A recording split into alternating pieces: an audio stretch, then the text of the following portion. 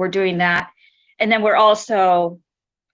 I'm in the middle of making my first pass through of which properties may have potential of being surplus. And, it's going to be more an exercise of saying these properties are not available because it's deep into the watershed, and unless you want to build roads and bring power out and utilities, that's not going to happen. So it's more of an exercise of saying, no, this property is not available, and just process of elimination. And then we'll have to figure out how to deal with the rest, because it's not going to be mine and Christine's call, what is actually available for, or what can be used for the affordable housing. But hopefully we'll get it down to a workable list. And I guess we can check on zoning. But, I was talking to Christine about this earlier. Let's say that something's not zoned for housing. Does council have the ability to change that? That I don't know. I mean, we can research that question, but maybe we have the ability to propose it. You propose it to? We'd propose it to council, and we would propose it to DCD. They would run it by the planning commission. Is that all correct, Christine? That's been my experience so far, but.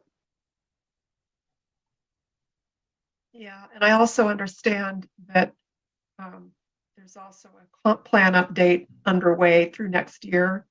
Some of this conversation may fold in with the planning commission with that, depending on zoning, and if a zoning change is needed, or if the zoning even allows it. Yeah, I mean, so we'll be finding out more about these things as we continue to read. Okay, have I answered your question? Has your question been answered? Okay, please go on. So at this time, I don't really have a whole lot more to say about it. We're looking at the two different databases, cleaning them up, reconciling them, and going to make a pass through, and hopefully get down to a manageable list of what could be under consideration.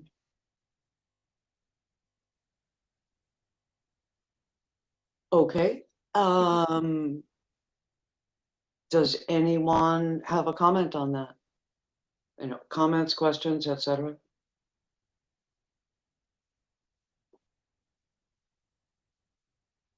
Yeah, please go ahead, Quinn. Yeah, no problem. Sorry, I had connectivity issues. I'm still having connectivity issues, so I apologize if I jump off or turn off my video. So the first part that I kind of missed was there is the conversation going around surplus property that the city owns they could possibly use for affordable housing. Is that? Yeah, it's one of the council goals and priorities, and we determined during the February 27th meeting that this would be the next task the auditor would undertake, which she has undertaken with Christine Grenier's intelligent assistance. Got you. And the council goal and priority being increase affordable housing, right? Identify city-owned surplus property for affordable housing. Got you. Okay, cool. Thank you. I just want to make sure I was putting this together correctly. Yeah. Marwan, Max, any comments, questions?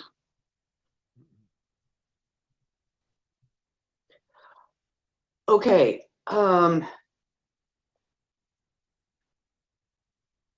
I have no expertise in identifying which properties are suitable for housing any more than Auditor Sims and Christine Grenier.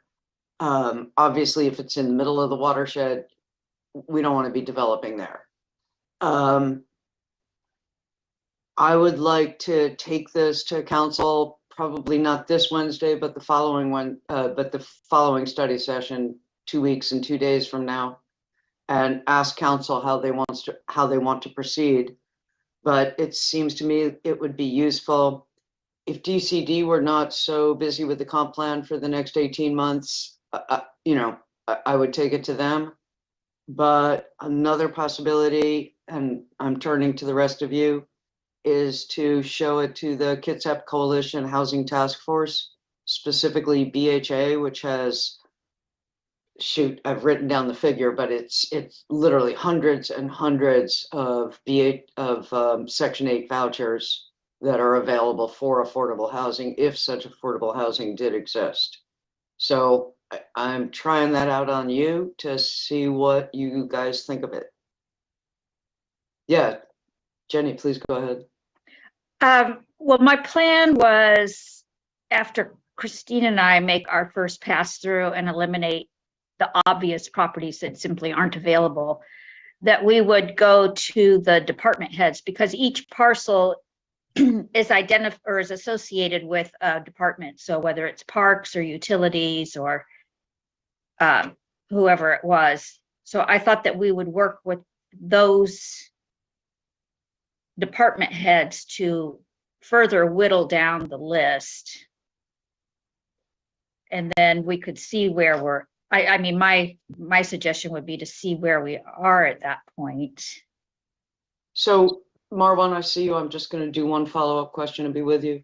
So your plan is to say, do you have a hidden well on this property, or an electrical substation, or so on and so forth? Is this already dedicated to something else before presenting it? Well, a lot of the parcels in the city's database already state that they have a well number 24 is on that parcel, or there's a pump station, or, you know, so it identifies those. Some of them don't say that. Does that mean that there isn't one? Well, I can't be sure, you know, that's why I look at the imagery and I don't see it, but sometimes those parcels are well treed and I don't know what might be not visible. Yeah. But then there may be other reasons why it's not a viable parcel, and they can say it, you know, whether I have enough expertise to vouch for it or not, you know, remains to be seen. But they can say why, and I can put it in the document. And then if people object to it, you know, it can be further discussed. But I think most of it will be pretty clear. Although I think, you know, I'm keeping some of the watershed property. I'm flagging it as, you know, potentially viable. It's not my call. But if it's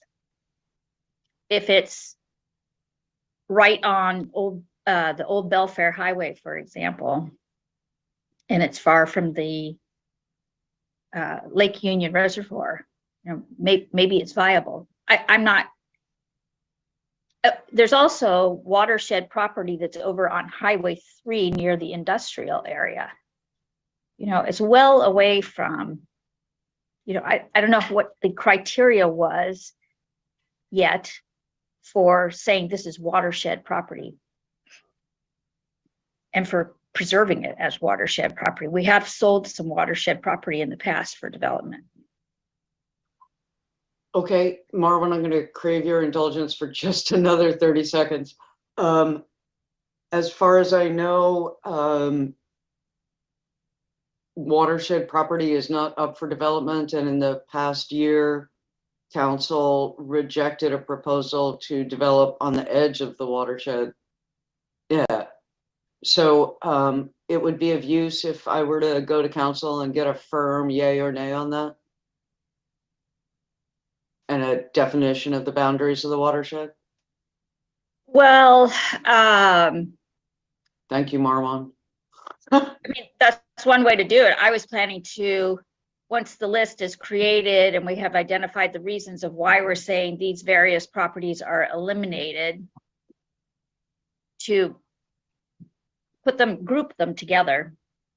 So all of the properties that I exclude because they're deep into the watershed, you know, they would be in one part of the spreadsheet. And then the properties that are excluded from consideration because they have utilities on them would be captured in another grouping in the spreadsheet.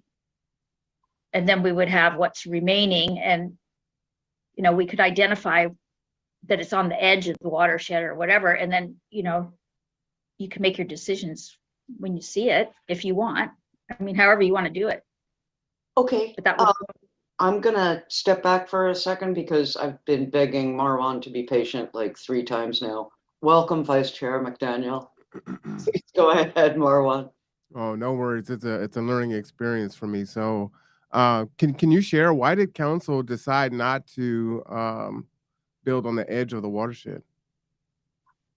To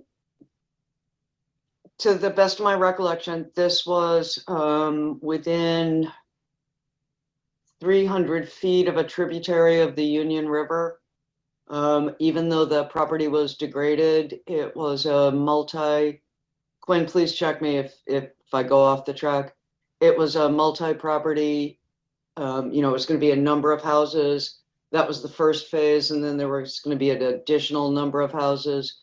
It would have required bringing all the utilities out to that spot: electric, water, sewer, you know, internet, but that would have been on them. And it's really protecting the watershed means that we don't have to build a filtration, or we chlorinate the water some now, but we don't have to like really chlorinate it as many cities do. We have naturally filtered water, which is award winning. It's, I mean, the people who know more about business than I on council say this is a prime reason that we have so many breweries here, because the water is of such excellent quality. It's a limitation on growth to other cities around us. But really the main thing is that the water that's filtered through undisturbed forest is something we don't have to worry about about drinking ourselves or having our kids drink. Is that making sense so far? Yeah, absolutely. Well, how long ago was this? Oh, summer 2022. Okay, so pretty think. recent. Yeah. Water Division Manager Cami Apfelbeck brought this proposal to us, and we looked at it in study session, and then we looked at it in another study session, and either a majority or a unanimity of councils decided that no, we didn't want to do this. And in fact, we discussed having that be one of the goals and priorities for 2023. At that time, it didn't make it into the goals and priorities, of just saying no development within 300 feet or whatever of the watershed border. Gotcha. Okay. Yeah. And so my original thought, before all the dialogue, which is really informative for me, so I appreciate, you know, holding me off on that. I definitely agree with, you know, taking it to the Bremerton Housing Authority. Were you also considering taking it to the Kitsap County Affordable Housing Task Force? That was my first thought, Gotcha, was okay. the Kitsap Housing Coalition Task Force. And so I then think that's what they're calling themselves now. But I'm talking about Tony Ives, sadly no longer Kirsten Jewell, Joe Crane, Jill Stanton, you know, that whole group, because that group keeps expanding exponentially every month. Right. But they would be familiar with what constitutes useful property for affordable housing in a way that I at least am not. Yeah, so that would be my first suggestion. But I ran into Jill Stanton and told her that there was this possibility, and she mentioned that BHA has hundreds and hundreds of available vouchers if the housing existed for people to move into. And so right now the proposal is to allow Jenny to drill it down more, see what's deep in the water table on the edge, and then submit that information. That's what we're discussing right now. Yeah, that's what's up for discussion right now, or it's one of the many things we're discussing. Perfect. Yeah. Did you have any further questions or comments? Nope. Okay. Vice Chair McDaniel, you have been. Hi, so Hello. sorry I'm late. I've got email issues. Anyway, I'm just curious, what item are we discussing here? Do you have the agenda? I do. I have it right in front of me. Okay, we're still on the first item of general business, the update on potential city-owned surplus property review. Update on potential city. Yeah, 3A. Oh, A, okay. That says on my agenda, it said, oh, it printed the wrong agenda. Is it, are you Okay. looking at the minutes?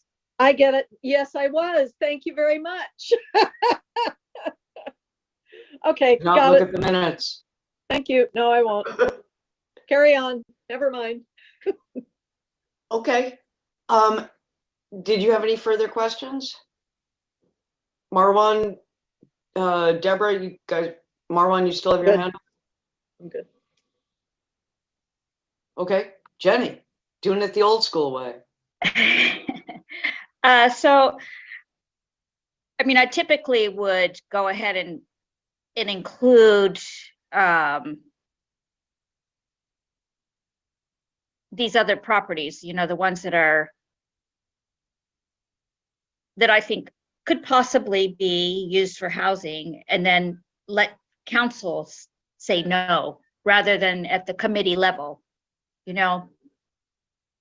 Does that make sense? And is everyone in Totally. agreement? Yeah. It's just that, I'm sorry, I'm trying really hard to be a good chair. And here's what a good chair does, is instead of leaping in and making comments first, you sit back and say, does anybody else want to respond to that? So I'm trying to be a good chair. Yeah, Deborah, please go ahead. So I would say in general, you're absolutely right, Jenny. Except and unless, and in case of cases like the one that was just under discussion, where council has already examined this particular parcel and said no to development. Well, if it's a particular parcel, fine. I mean, it'll be easy for them to say, yeah, we still say no. But Okay. the watershed is 8,000 acres. And I think, you know, like 3,000 of it is more specific to the water issue, the drinking water issue. Again, I don't know how the land that's over on Highway 3 by the airport, by the port of Bremerton, that has a golf course in between it and Lake Union Reservoir. I'm not sure how that affects the drinking water. You know, I can find out as I go through the review, but I hate to see it get, I mean, my report would have to say that the audit committee decided to just exclude those properties. And then someone may say, well, we would like to have them added back in, you know. But if we... Yeah, given that perspective, I get it. There may be exceptions within that bulk of property. So yeah, Anna or Quinn, does that make sense to you guys that we, you know, Jenny just includes everything she finds that looks like it would be close to suitable. Council can go, oh no, we vetoed this back in 22, or, oh, it's worth a second look. Maybe there's some stuff over by the airport that could be housing. Yeah, I agree with both of you on that. I think that's a decision for council, but they should have the information in front of them, kind of, yeah, holistically, sure. Okay, cool. Yeah, I think, sorry, I think it's worth bringing up at good of the order on Wednesday, is just, does council want to weigh in now, or do they want to wait until the complete list has been presented and completed? Because here I'm making an assumption, Jenny, which is that if the watershed is ruled out, your scope of work will shrink. Is that an accurate assumption? It would. I mean, it would be based on what the city of Bremerton has identified as watershed. Okay. Then I will ask, and they will say either yay or nay, or we're going to think about it. I'm sorry, Jenny, did you want to respond before I go to Marwan?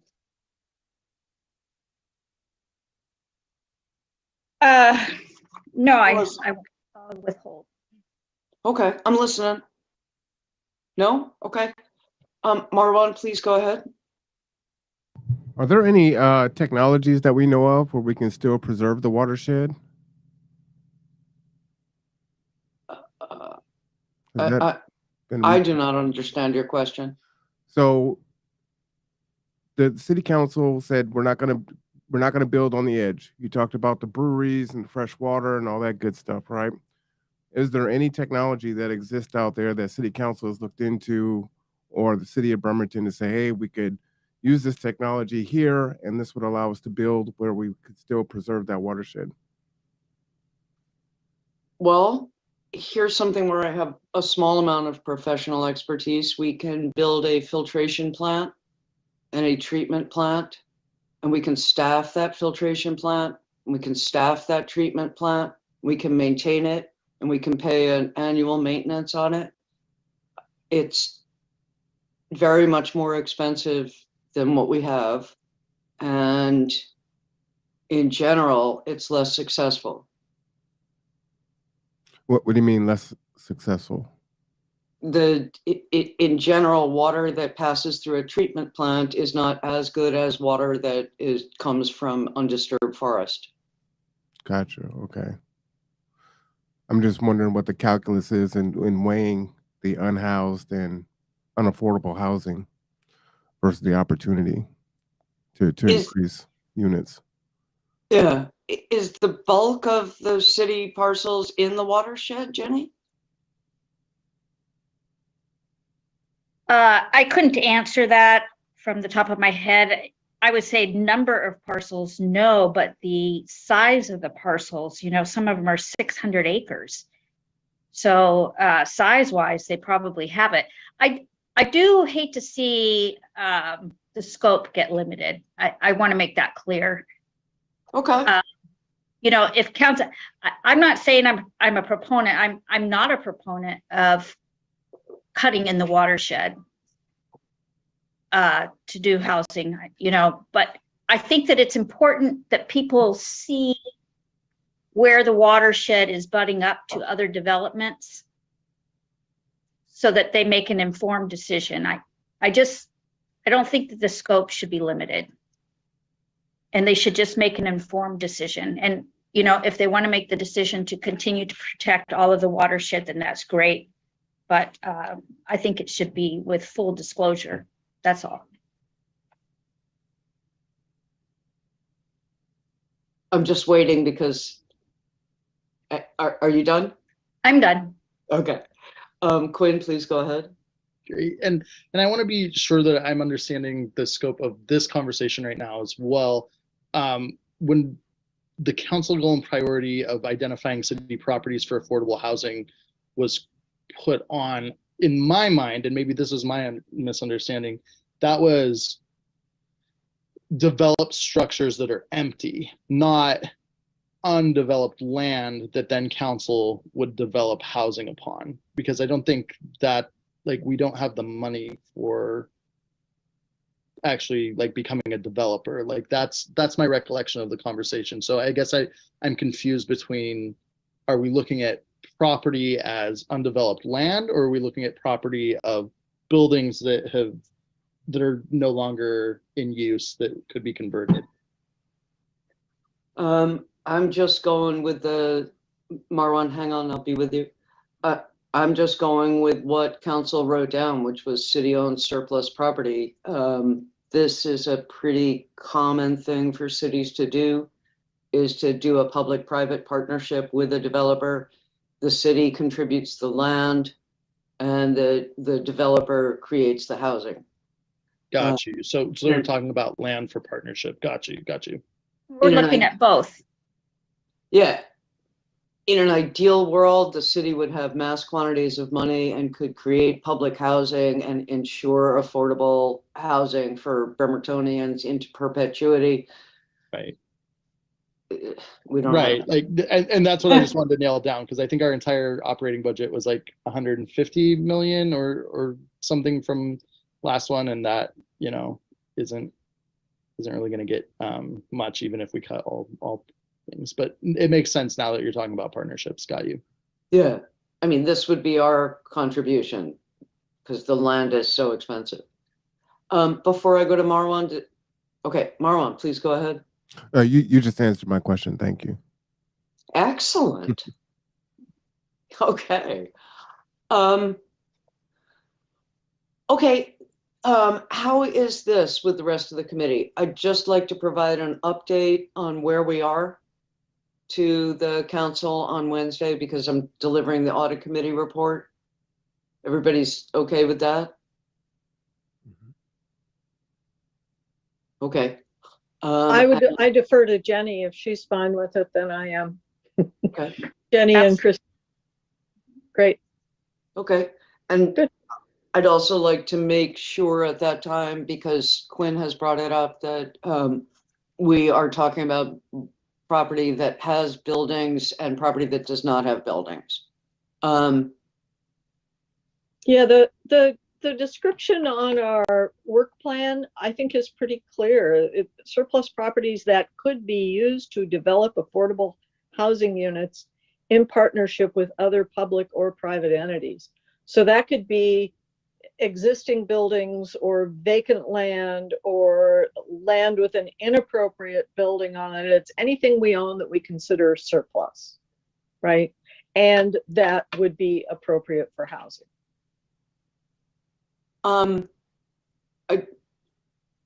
I'd just like to add that these large acreages, the parcels of 600 acres and more in the watershed, do they have roads or sewer or water or electricity already? I'm assuming that I think that utilities are available to some of the watershed properties, the ones that are closer to the edges. The ones that are deep into the watershed, I think most likely not. For sure not. I mean, there's Forest Service roads, but not paved roads. But, you know, I'm identifying those as properties that should be eliminated, the ones that are in the middle of the watershed. I'm looking more at the ones that are very close to some property that's owned by a development company already. I mean, it's adjacent to it, you know, and the city, you know, can consider whether or not they want to use that. And I just want them to be able to, I think it's important that they see where the property is before they say no. They can always say no, but they should be making an informed decision. Okay. Anybody else on this? Going once, going twice. Do you sold a little late. So do you have a feel, is this something that might be towards completion by next month? Well, Christina and I talked about that a little bit today, and I'm hoping that we will have like a preliminary list, but not a report, ready by next month at our meeting. Is it possible we would also have a report? Maybe, but I think a preliminary list of the properties and maybe some bullet points at least on, you know, the criteria that we used for calling it the way that we did. Okay. That's my hope. Okay, then let us be filled with hope. And if nobody else has anything more on this, I'm gonna move on to the next agenda item. Yeah, okay. All right. Okay, Jenny, please tell us about 4A, the planned outreach to replace our sadly departing CPA Max Sinitsa. Okay, so Christine has been working on this, and we have a plan, and Christine's going to talk about it because she is the one that spearheads this task. And anyway, go ahead, Christine. I guess I'm multitasking here. So yes, there's a process where we would, let's see, we would open it up. There would be a formal announcement, and that goes and reaches hundreds of people that subscribe to our city news, our council press releases. This would also reach the press, local cable. It also would be the business associations, the chambers, and we could also include the CPA firms that are in Bremerton. And then another layer is checking with the Board of Accountancy and getting a list of the CPAs in Washington State that are technically practicing, I guess, within Kitsap County. And we can reach out to those folks via snail mail, which we've done for the last few recruitments, and send a similar announcement. We would do most of this, I believe, starting in mid-May, and have that open for at least a month for the first round, so that if any applicants sent applications in, the committee could hypothetically hold interviews for the June meeting. And then if we don't have any applicants, we can, I guess, keep it open. And this would also be placed, I believe, on BCAT on their feed, and it would also be on the city's website. It covers quite a bit of ground, and people, we can add some notations to the press release, like please share this with your network, so that people read it and don't assume it's just for that person alone. I think that'll expand out that, and perhaps each of the council members. This also reaches city staff, so all their networks. And so I think we're reaching quite a bit of the community, and then beyond that. So that's what I've got so far. Sounds like a good plan, Christine. I've seen my friend Daryl will frequently share on social media when there's an opening at the auditor's office, for example. So we might consider extending the reach that way with an official link to the city for this, whatever you can provide. You know, I think if we can harness social media for good, it would be a good thing. And Quinn, I liked your replacement actor there. Nice avatar. Apologies. Sorry, Chris. Oh, no, it was great. Steal your thunder while you're talking. Made me smile. Remember the lawyer who appeared like with the face of a cat and kept saying, "I am not a cat"? You start saying, "I am not a beagle." That's right. Love that. Does anybody else, Marwan, Cameron, Mick, blah, Marwan, Quinn, Max, does anyone else have anything on this? Okay, I would also suggest throwing yourself at everyone you meet for the next 2 weeks, grabbing them by the lapels and saying, "Say, do you know, or are you a CPA who would like to be on the audit committee? There will be absolutely nothing in it for you." So, Good sales pitch.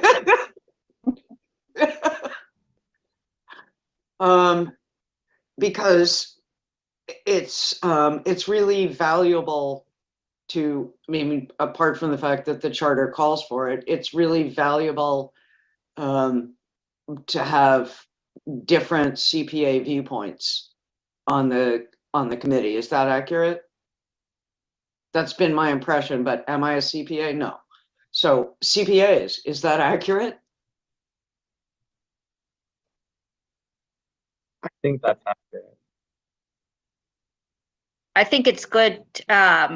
CPAs, like I'm sure where Max works, he has colleagues that have financial experience as well that he can ask questions of, and they can ask questions of him, and they can share their knowledge. So to me, that's the importance of having a CPA, is that the rest of the committee often doesn't have the financial or accounting background, and so it's helpful to have that other piece of it. So Okay. Yeah, can anybody think of any additional methods of outreach? I'm afraid that I simply can't. Yeah, we're not starting the big push until the middle of May. We decided that, tax season just ended last week. And I have good experience of what those guys do for the next couple of weeks. And they're all going on vacation right now to Hawaii and Mexico. And if you send letters right now, they're going to come back and they'll just go immediately in the trash. So we're trying to give them Well, I'm huh? so sorry. Please go on. We're just trying to give them time to recover from their tax season and then hit them up. Okay. We also talked about we're targeting Bremerton, but if we receive applicants from anywhere within Kitsap County, we're going to keep them for consideration. Council amended the ordinance to say that the CPA did not have to be a resident of Bremerton. Quinn, do you remember if we extended it formally to all of Kitsap County? Don't remember that. I Okay. think it just says that they do not have to be a resident of Bremerton. So I think we can even go outside of that, but I'm not sure. Christine might have more knowledge on that one. I mean, if That they're right now. sorry. She's looking up the ordinance right now, I think. Oh, okay. Okay. Max, when is your last day? I turn into a pumpkin June 30th. Okay, so 2 more meetings of Max and then no more Max. All right. Well, thank you for what we've had so far. Appreciate. Okay, anything more on the planned outreach apart from the hurling oneself at people and grabbing them by the lapels? Okay. And we'll circle back once we have the ordinance. But right now we can go on with the agenda? Yes? Okay. Other matters, the parking agreement is the first of the other matters. As you may or may not know, council approved the new contract with Impark earlier this month. So please go ahead, Jenny. You had matter you wanted to discuss on this. It was basically just to update the committee, like you say, that the council did sign the agreement, and the new agreement runs through December 31, 2025. So as we talked about before, we'll want to let Impark operate for a while. I can't give a definitive time period, but for a while before we audit what they're doing, but we have to have data to audit. So we will need to most likely squeeze another project in between the surplus property and the Impark review. So we will need to, at some point, know what's going to be next. Okay, that was very succinct. Does anybody have a comment on the parking agreement before we move on to the work plan? Well, I have a comment, which is, was I dumb about this? Should I have, when Impark came up, should I have said, wait, audit committee has to look at this before we sign a contract? I'm still figuring this out. Okay, good. So doing nothing was the right thing. Excellent. I can do that all day long. Okay. Then let's move on to the work plan. But before we move on to the work plan, I'd like to make a brief announcement from the Public Works Committee, which directly affects our work plan. One of the things that I proposed back in January was that the audit committee investigate the watershed forestry. Hang on. Christine, please go ahead. Thank you, Chair. Just to clarify that the code does indicate the CPA does not need to be a resident of Bremerton. But there's no It is in the code. Yeah, there's no restriction. Okay, Thank you. So what I had proposed was that we investigate how actually profitable it is to clear cut a portion of our watershed forest as we do annually. And we in fact pay an entire urban forester whose sole job is to oversee this clear cutting and replanting. So there we go. At the Public Works Committee last Tuesday, FCS financial firm is included in part of the comp plan for utility and forest management plan.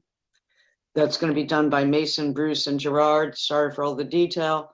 Anyhow, FCS is going to check out the money from the timber harvest and determine how does the money impact the water fund. So that is something that will be presented to council in the next few weeks, but it's something that the audit committee had considered doing and determined the committee majority did not want to do this. So FCS is going to be doing it for Public Works if council approves it in the upcoming meeting. So okay, the work plan. Anybody else on this? Okay. The work plan. Sorry, I'm trying to use good language at my computer, which is so hard. What we have on our current work plan is, which was updated 4 days ago, is that the landlord license compliance is the next planned project. This is not set in stone, and it is projected to take 4 months. It would be community development, and the purpose is to help ensure dwelling units meet the minimum standards of the Landlord Tenant Act and to create a list of likely rental addresses with unlicensed landlords or landlords who once were licensed and now have gone over to the unlicensed status. There are several other items on the proposed work plan, so can we all just take a couple of minutes and scan through them while I go grab more tea? Is that okay? Okay. I'll be listening to you.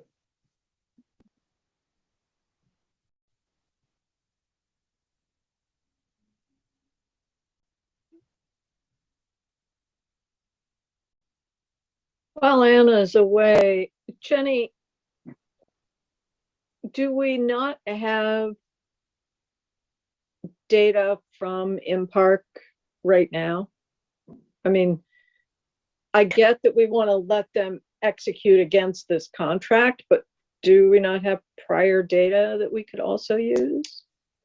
I thought that the terms of the contract were anticipated to change quite a bit. So it wouldn't make sense to audit work that was done under an old contract. That was the reason. Now, whether it actually changed significantly, I don't know. I'd have to review it. Yeah, I guess I'd ask if there's data we could use that where the terms are similar or similar enough, just to kind of, I don't know, maybe we don't need to get that ball rolling yet. I don't know. It was just a thought, because IMPark has had a contract with the city for a while. So, and I know they were operating, I guess, without a contract. Is that right, Christine? For a while? We're going extension to extension. Yeah. Okay. We've been extended to June 30. Okay. And then this new contract, just amendment got approved. So Okay. now that's setting up the next full term.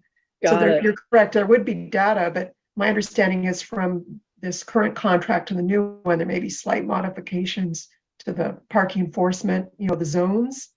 They yeah. might have clarified some places that needed to be in there, and rates likely have changed. They may have clarified maybe some rates, they're higher over here and some have gone down over here, but Okay. And Yeah. hours, required hours, or Yeah. Okay, well, it was just a thought because it seems like they've been doing it for us for a while and I thought there's got to be some data out there that would be relevant, but maybe not, or maybe it would be too hard to parse out. I get that. I do understand that a comment was made, why the city didn't go out for bid on this, which is an Yeah. excellent question. Well, and I noticed that that's kind of the next, that's one of the next items also is what is the cost and what would it, what would it cost us to do this instead of somebody else? Yeah. Some segues. To me, that one would be, to me, it's a priority over the contract compliance, but. I would personally agree. Yeah. But, now that they have. Jenny, I'm sorry. I'm sorry. I was just saying, I agree as well. I think that that's a great scope and lens for starting to look at consultants versus people that are, city employees and taking a look at if we do that in-house and compare that to the next time they go to bid. I think that's going to be really beneficial. So just throw my 2 cents in there. And I understand that Melinda did that, but I haven't seen it. It's nice because my job is to audit, not create. And yeah. By starting with her analysis, I would be auditing, which is good. Yeah, it would be. Okay. Just for those of you who are interested, this was on the consent agenda at the most recent council meeting this past Wednesday. So if you want to look at all the ins and outs of MPark, but yes, totally, I agree.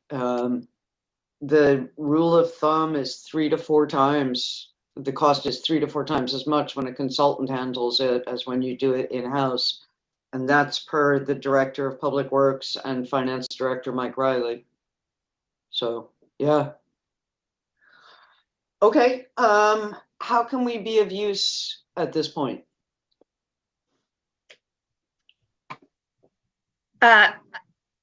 I don't really even need to know. You don't have to tell me your priority for the next project today because I have my project. So I'm good, but if you want to solidify that it's still that this order is your priority or what you're picturing is the next, but it doesn't have to be done today. We really presented the work plan just to kind of keep it in front of folks so that we can be mindful of where we're heading, but no decisions need to be made today. Okay. Does anyone want to discuss this now as I'm just crossing my fingers here, as it's possible that we might need to make a decision next month? Possible, remotely possible, very remotely possible. Just tell me when I hit it. I honestly think that if we just flipped the parking enforcement cost with the contract compliance on the order, on the work plan, that might solidify our intent. And then when we get to the next project, we can kind of look at parking enforcement cost versus landlord license compliance. If I recall correctly, the landlord license compliance was going to be tough. Yeah, Jenny, please go. Oh, I'm sorry. Yeah, Had you finished? Yeah. Okay, Jenny, please go ahead. I do have an idea for an additional project also, just because of the comment that was made. I don't know if you were back yet with your tea, Anna, but apparently someone inquired why the MPark or the parking contract didn't go out for bid. And that might be a good audit. What criteria does the city use, just so that you can have an audit report that says, knock it off. Because it's not the first time, when you shouldn't have to be babysitting it.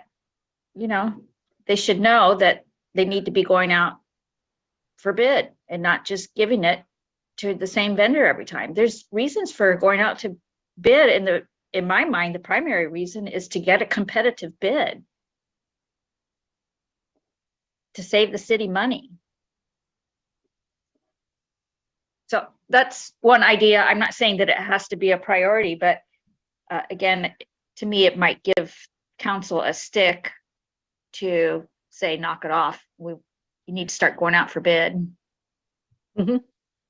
Raise some awareness. So you want to audit what we've been doing is like basically sole source acceptance of these contracts without going out to bid. Did it for a long time with Columbia Hospitality. Mhm.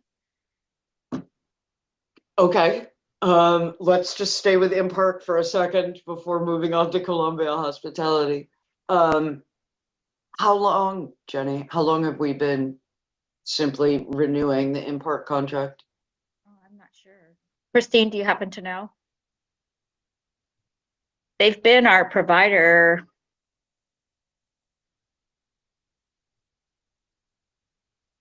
You're muted, Christine. You're muted, yeah. Still muted. I'm going to pull up the contract because it shows on the amendments back to when we first started with them. Let's see. Yeah, and I think Anna, Jenny was using Columbia Hospitality as an example, and what I heard her say is, look at the criteria the city uses for any contracts renewal, right? When do we put them up for bid, and when do we just kind of do the easy thing? And it is a lot. It is a lot of work to go out for bid, and it's a lot of staff hours. So I understand why they're doing it, but seems like there should be an agreement or something. You know, like council says, yeah, it's okay, go ahead and do it or something, but yeah. not just an internal decision. And I'm not sure if it is just an internal decision. Yeah, But what's the threshold there, right? Yeah. Yeah, I get the impression it's just administration that's deciding it. But it seems like they should at least have to have a council blessing or something. Decide that, you know, that. Well, it was presented by the administration, and I am scrolling through to see if there's anything in this contract about why it was sole source. So far, I've not found anything. Looks like Christine maybe has an answer for us on how long they've had the contract. Our original agreement was July 1, 2011. That's a while. Yeah, October 12th. Yeah. Yeah, July 4th. Got it. Well,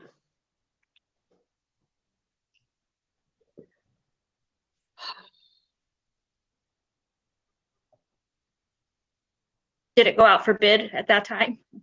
I see nothing about that. It's I just remember, I believe, yes.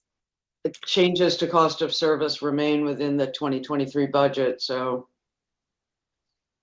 Yeah, because didn't we use diamond parking way back in the day? That's what I thought, yeah. Okay, so this is really a sort of meta issue to bring up to council, is to say, hey, do you have any besides Columbia Hospitality, Jenny, that where the city routinely renews contracts without going out to bid? Nothing comes to mind. I just know Columbia Hospitality because that was fairly recent. We did a report on it. Yeah. Okay.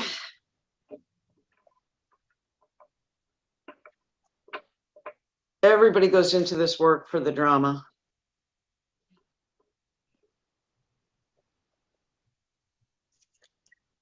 Okay. All right. Oh, Bulagog. Sorry. Okay.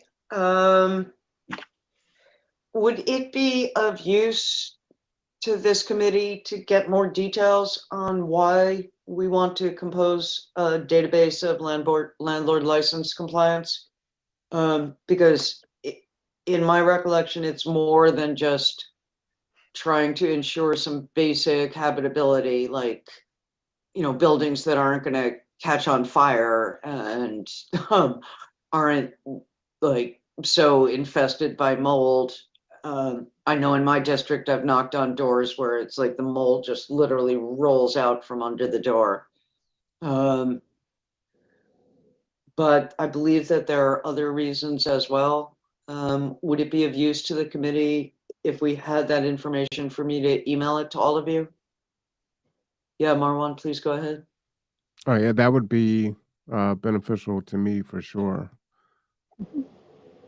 And I'd like to Okay. know, is the intention to support these landlords and to bring them up to par so that they can be relicensed, or to get taxes from them? Is this money revenue generating opportunity? Like what is what's the purpose behind this?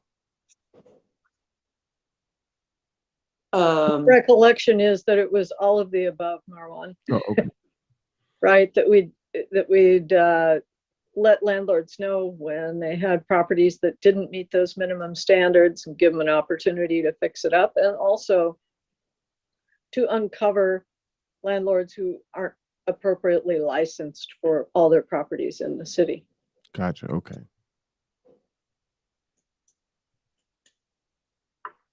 And housing advocates have said to me about this, just to play the devil's advocate here, that even a moldy, leaking roof is preferable to nothing at all.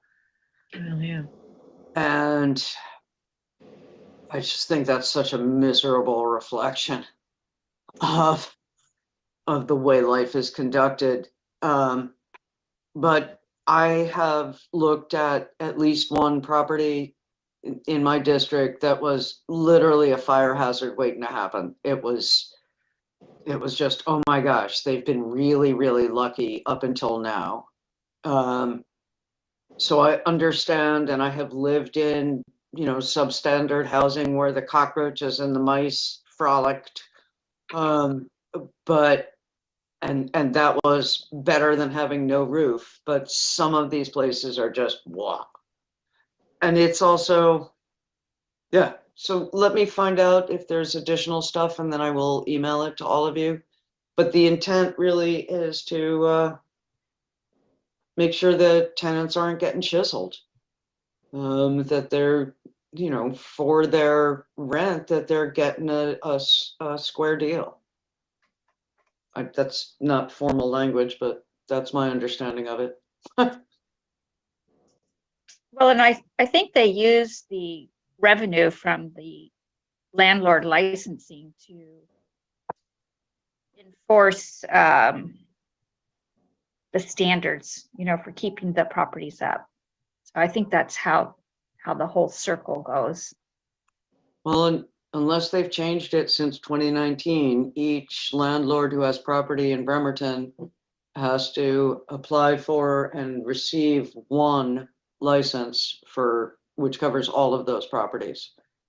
So that's, that's something I spoke up about before I got on council. And it would be useful to anyone who wanted to advocate for one license for every property to have such a database, and it would be increased revenue. It would cover inspections without, and then of course there's always the danger that landlords would simply pass those costs on to their tenants because that's so common. Okay. Anything else on this work plan? Anything you look at and you want to strike with horror from this record forevermore? No. Anything anyone would like to add?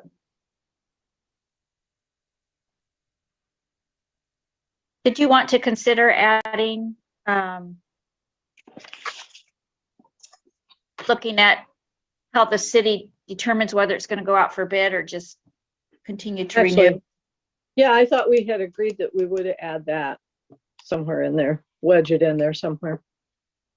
look at the criteria for going out to bid versus continuing with the same rolling Yeah, number. find out what their procedures, what their policy is, and are they following their policy? Yeah,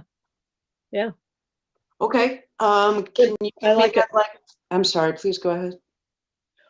I was going to say, I'll trust Jenny to write something up that covers what she has in her brain. And then at the next meeting, maybe we can discuss it further. So here, this is something from January that I'm very happy to see progress, which was to determine where consultant contracts could more efficiently be done by hiring permanent city employees. Mhm.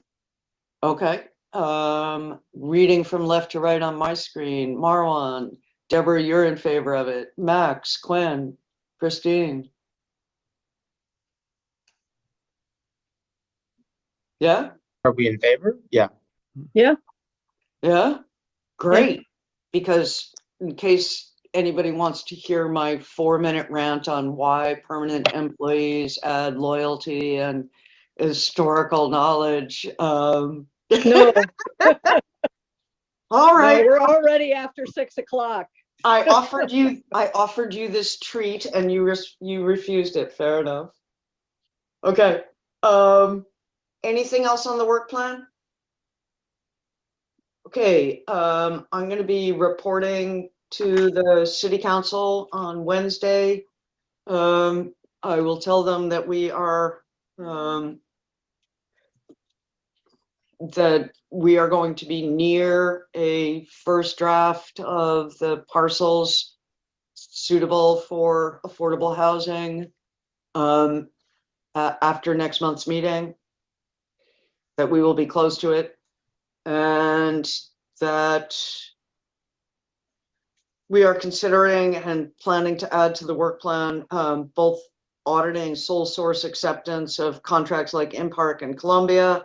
I'm going to find out landlord license compliance database, why we're doing it. And yeah, anything else? What are you going to tell them about the bidding? That this is something that the audit committee would like to investigate is, or to have council investigate is, we have a history, we have a problem of sole source acceptance, and we just don't seem to be able to shake it. So let's start thinking about doing that ourselves or requesting that the audit committee do this. How's that sound?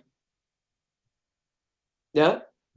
Requesting that the audit committee, Requesting that the audit committee specifically investigate sole source acceptance of sole source bids.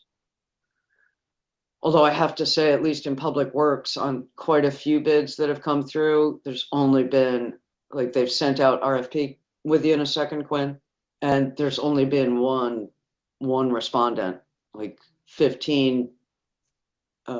They sent out like 15 RFPs and got one respondent. So, but that's a different thing from just renewing out of hand the old familiar faces.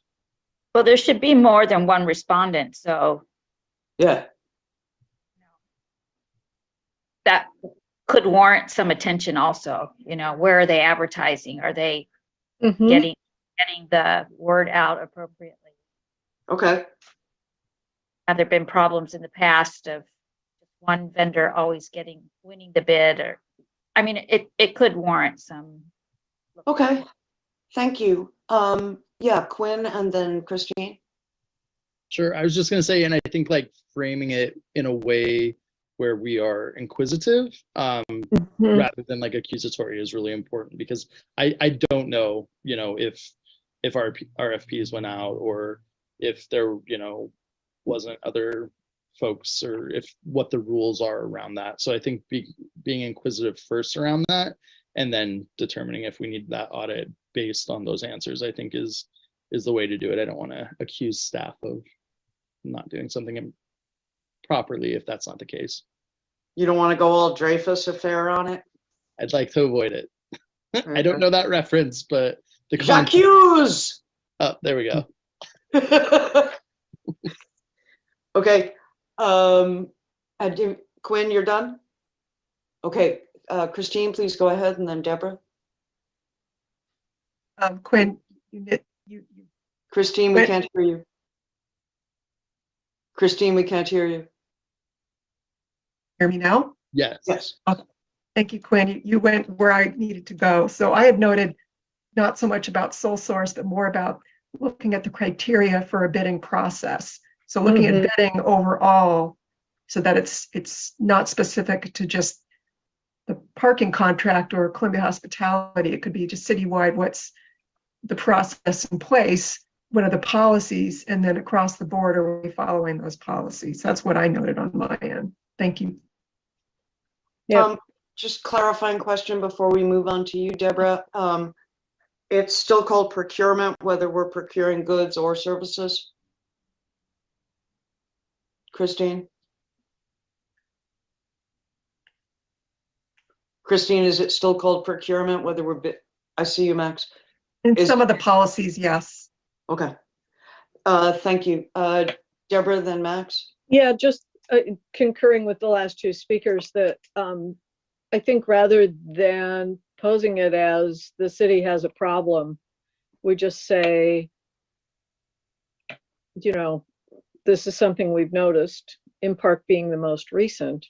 What are the policies? What are the procedures, et cetera?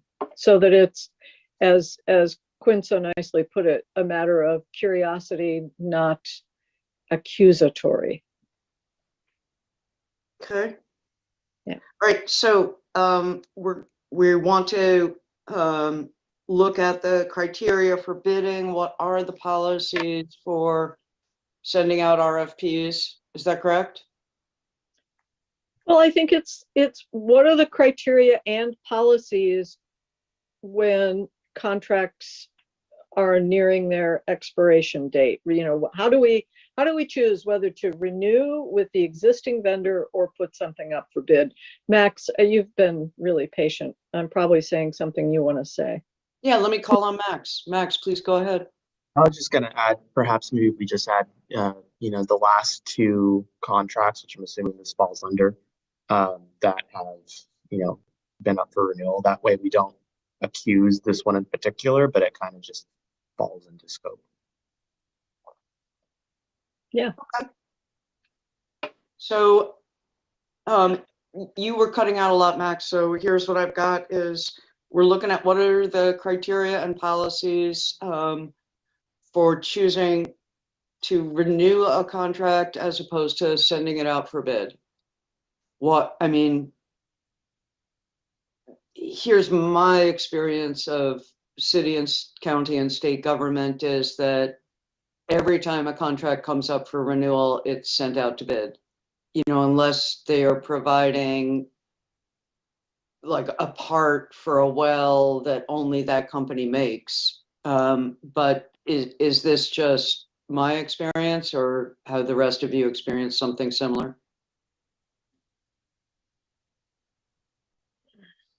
Was that unclear?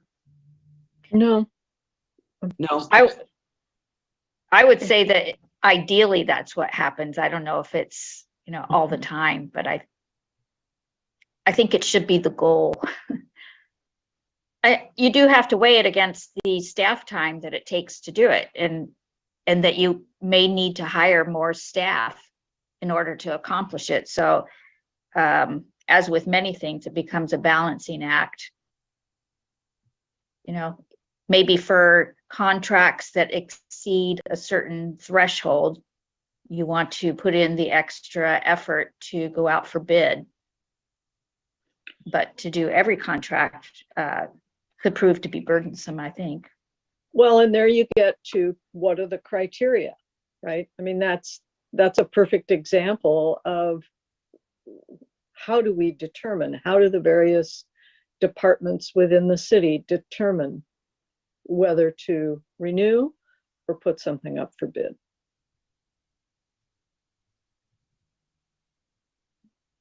And Anna, I would just, rather than us wordsmithing this with you live, I would encourage you to just work with Jenny and Christine on the wording of that before you present Well, thank you.